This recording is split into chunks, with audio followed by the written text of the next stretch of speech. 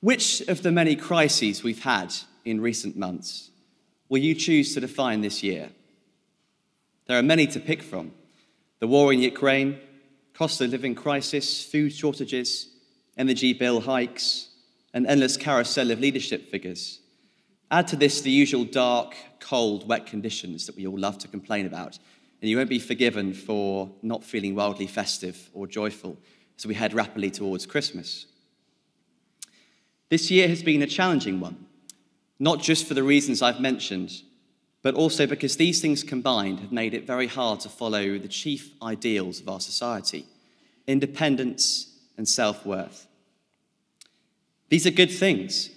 When things are going well, it feels great to be a self-starter, to look at what you've created and have it as a measure of your success and your self-provision. But what do we do when we experience times like this? When faced with challenges, independence is difficult. Suddenly, our self-built coping mechanisms and resources aren't enough to get us by.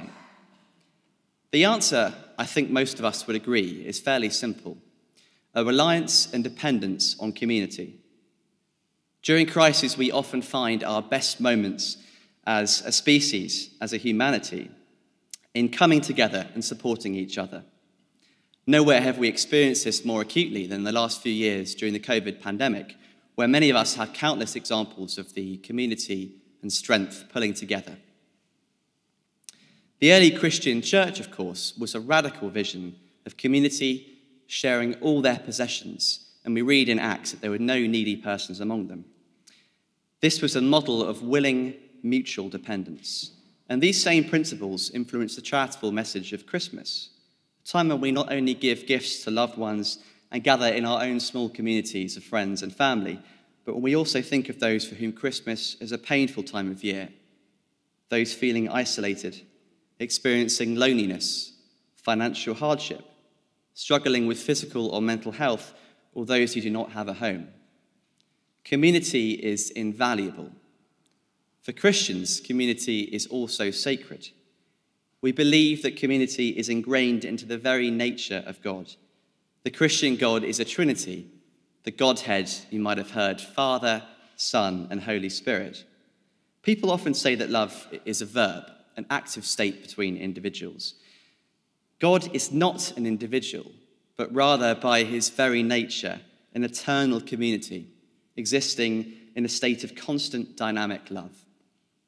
This is what we mean when we say God is love, and we in turn can love because he first loved us.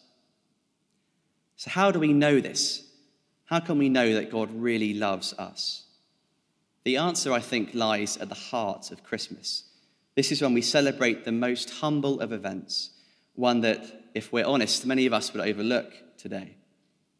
It's easy to be over-familiar with this scene, but let's consider those last three readings we've heard today.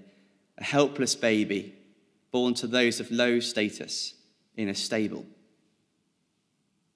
What would a modern version of this look like, I wonder? It could be a migrant family, uncertain of their status, stranded in a foreign place, giving birth to a baby of uncertain parentage, wherever they could find shelter.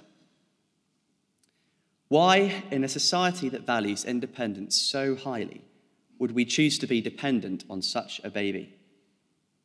What, we ask, does my life have to do with his? It's unlikely many of us would choose to put our trust in such a child, but in Jesus, God has come directly to earth to be among us. The love that I mention and that continual community is quite literally brought to life with the birth of this child, the ultimate display of affection. This Christmas, I would love to encourage you to consider community and how you can care for those going through difficult times.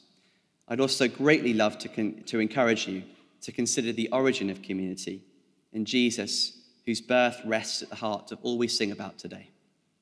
Can I wish you and your families a very Merry Christmas and a Happy New Year?